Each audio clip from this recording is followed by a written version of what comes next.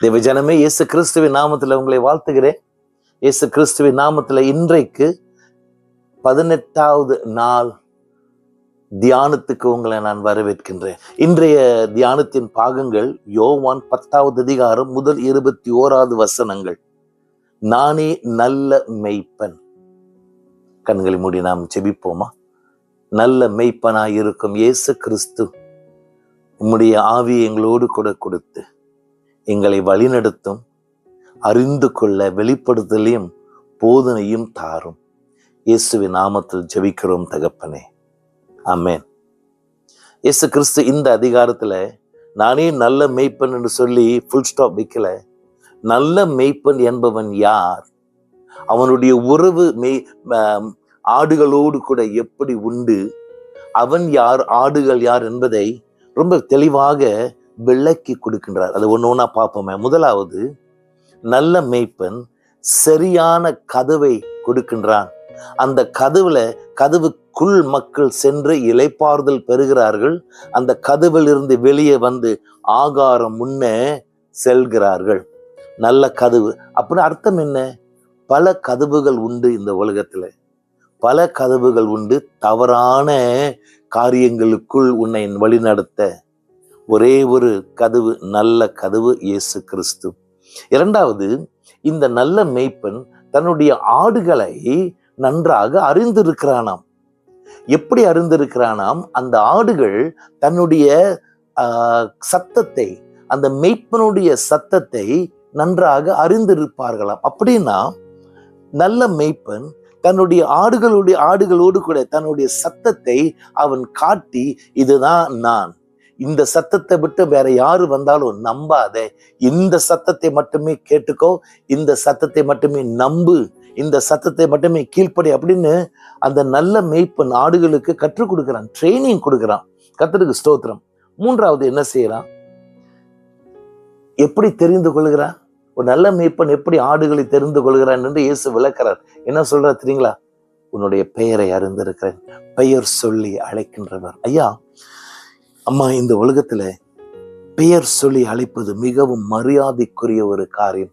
ஆண்டவராகிய தேவன் தன்னுடைய ஆடுகளை பார்த்து ஹேய் அப்படின்னு கூப்பிடலாம், டேன்னு சொல்லலாம், அப்படின்னு கூட கூப்பிடலாம். பெயர் சொல்லி உன்னை அழைக்கிறார். அர்த்தம் என்ன? எவ்வளவு மரியாதை, எவ்வளவு தரம் ஜீவனுள்ள தேவன் உனக்கு கொடுக்கிறார். அறிந்து கொள்வோம் தேவ ஜனமே, அறிந்து கொள்ள வேண்டும். நான் சாதாரணமானவன், பாவி, ஒரு நன்மை இல்லாதவன். என்னை பார்த்து பெயர் சொல்லி அழைக்கின்றவர் நல்ல மேய்ப்பன். Price God. அவர் இன்னொன்று காரியம், அருமையான காரியம் செய்யறார். என்ன செய்யறார் தெரியுமா? அவர் எனக்கு முன், நல்ல மேய்ப்பன் ஆடுகளுக்கு முன் செல்கிறவர், பின் செல்கிறவர் அல்ல. ஆடுகள் வெளியே போகிற நேரத்துல, ஆகாரத்துக்கு போகிற நேரத்துல ஆடுகளுக்கு முன் செல்கிறவர்.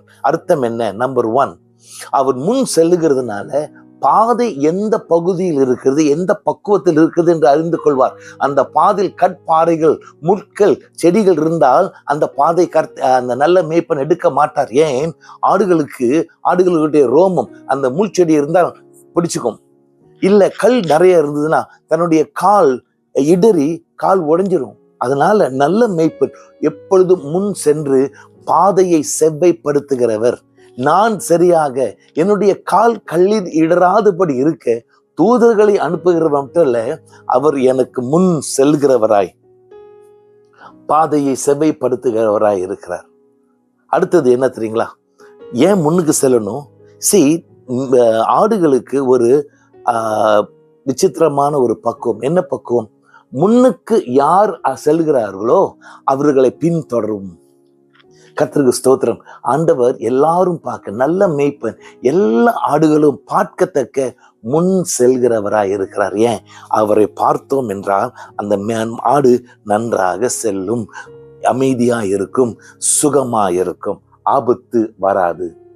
இன்னொன்று என்ன தெரியுங்களா? முன் செல்லுகின்ற மேய்ப்பன் தன்னுடைய குரலை ஆடுகள் கேட்கத்தக்க முன்னுக்கு சென்றால் ரொம்ப தெளிவா இருக்கும். சில வேளைகள்ல இந்த ஆடுகள் போற இடங்கள்ல கொஞ்சம் பனி மூட்டமா இருந்தால் ஆடுகள் பார்க்க முடியாது இந்த மேய்ப்பனை. அந்த மேய்ப்பன் என்ன செய்யறான் தெரியுங்களா? கைகள் இருக்கிற கோல், அந்த கோலை அந்த பூமி மேல அடித்து கொண்டே போவாராம். ஒரு காரியம் அவருடைய சத்தம், வாயிலிருந்து வரும் சத்தம். இன்னொரு காரியம் அவருடைய கிரியை. அவர் தட்டி தட்டி செல்லும் பொழுது ஆடுகளுக்கு தெரியும், பார்க்க முடியல, ஆனா சத்தத்தை நான் கேட்பேன். என்னுடைய நல்ல மேய்ப்பன் ஒவ்வொரு நாளும் என்னுடைய வாழ்க்கையில சத்தமில்லாதபடி செய்யும் கிரியைகளை, விசித்திரமாய் செய்யும் கிரியைகளை, சத்தியமாய் செய்யும் கிரியைகளை நான் கண்டு அவர் பின் செல்லுகிறேன். Price God. அடுத்தது என்ன சொல்ல தெரியுங்களா? அவர் இந்த ஆடுகளுக்காக தன்னுடைய ஜீவனை கொடுக்கின்றவர், கொடுக்கிறதுக்கு தயாரா இருக்கின்றவர். அவர் இயேசு கிறிஸ்துவே அந்த சிலுவையை நோக்கி செல்லும் ஒரு பாடத்தை சொல்லுகிறார். தன்னுடைய ஆடுகளுக்காக அவர் ஜீவனை கொடுக்க தயார். நான் இப்ப அவர் அவர் கான்ட்ராக்ட் ஆள் இல்லை, தேவன் கான்ட்ராக்ட்ல வேலை செய்யறவர் இல்லை. ஏன்னா கான்ட்ராக்ட்காரங்க ஆடுகளுக்கோ தன்னுடைய வேலைக்கோ ஆபத்து வந்தா ஓடிடுவார்கள். ஆனால் இந்த நல்ல மேய்ப்பன் சொந்தம் ஆடுகள் தனக்கு சொந்தமா இருக்கிறதுனால அங்க நின்று ஆபத்தை எதிர்த்து நிற்பார். Praise God. அடுத்த காரியம் நான் சொல்ல போகிறது, நல்ல மேய்ப்பன் உடைய குணாதிசயத்துல அடுத்தது சொல்ல போகிறது என்னை ரொம்ப ஆச்சரியப்படுத்தினது. வேதத்தை இந்த யோவான் சுவிசேஷத்தை இந்த குறிப்பிட்ட இந்த பாகத்தை பல தடவை வாசிச்சிருக்கிறேன். ஆனா இன்றைக்கு இந்த தியானத்துக்கென்று ஆயத்தப்படுத்தும் பொழுது இயேசு கிறிஸ்து கொடுத்த ஒரு வெளிப்படுத்தல் அறிந்து கொள். இயேசு என்ன சொல்றாரு தெரியுங்களா? நல்ல மேய்ப்பன் யார் தெரியுங்களா? தன்னுடைய ஆடுகளை எப்படி அறிகிறார் தெரியுமா? பிதா இயேசுவை அறிந்தது போல, இயேசு பிதாவை அறிந்தது போல நல்ல மேய்ப்பன் ஆடுகளை அறிந்திருக்கிறாராம். எனக்கு ஆச்சரியம். என் தேவன் என்னை அறிந்திருக்கிற பக்குவம் என்ன? தன்னுடைய குமாரன் தன்னை எப்படி அறிந்திருக்கிறாரோ, பிதா குமாரனை எப்படி அறிந்திருக்கிறாரோ, பிதாவுக்கும் குமாரனுக்கும் எப்படிப்பட்ட அறிந்த ஒரு பக்குவம் இருக்கின்றதோ அதே போல ஆண்டவர் என்னை தெரிந்து வைத்திருக்கார். என வண்டவாளம் தண்டவாளங்கள் மட்டுமல்ல, இந்த எல்லா காரியத்தையும் என்னுடைய ஆவி ஆத்துமா சரீரத்தை முழுமையாக அறிந்தவர். எனக்கு ஆச்சரியம். தேவஜனமே, உன்னை அறிந்திருக்கிறாரா? முழுமையாய் அறிந்த நல்ல மேய்ப்பன். கர்த்தருக்கு ஸ்தோத்திரம். மற்றவர்கள் யாரும் தன்னுடைய ஆடுகளுக்காக செத்துப்போ அப்படின்னு சொல்லவே இல்லை. நானே அன்போடு கூட மிகவும் தாராளமாய் என் ஆடுகளுக்கு என்னுடைய ஜீவனை கொடுப்பேன். அவர் என்ன சொல்றாரு?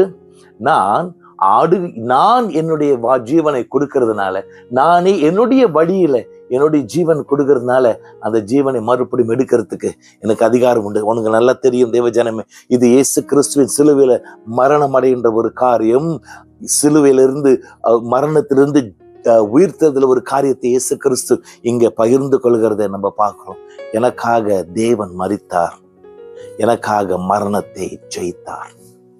நான் எப்படிப்பட்டவன் என்பதை, எந்த ஸ்தானத்தில் என் ஆண்டவர் என்னை வைத்திருக்கிறார், எந்த கனத்தை எனக்கு கொடுத்திருக்கிறார், எந்த மதிப்பை எனக்கு கொடுத்திருக்கிறார் என்பதை நீயும் நானும் அறிந்தோம் என்றால் ஞானமான ஒரு காரியம். Praise God. இன்னொரு காரியம், நல்ல மேய்ப்பன் என்ன செய்யறான்? தனக்கு இருக்கிற ஆடுகள் மேல் மட்டுமே கருசனை அல்ல, மற்ற ஆடுகள் உண்டு அப்படின்னு சொல்லிட்டு தன்னுடைய உலக ரீதியின் சுவிசேஷ பொறுப்பை இயேசு கிறிஸ்து சுட்டி காட்டுகிறார்.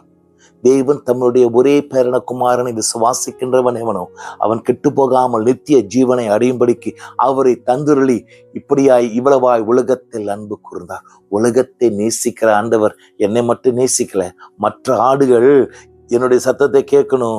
மற்ற ஆடுகள் தொலைந்து போயிருக்கின்றது, மற்ற ஆடுகள் இளைப்பாறு இல்லாத போய் இருக்கின்றது, மற்ற ஆடுகள் குழப்பத்தில் இருக்கிறது, அதையும் நான் தேடணும். நல்ல மேய்ப்பன் அவனுக்கு கொடுத்த பொறுப்பு ஒன்றாயிருந்தாலும் பல பொறுப்புகளை எடுத்துக்கொள்கிறவர். Price God.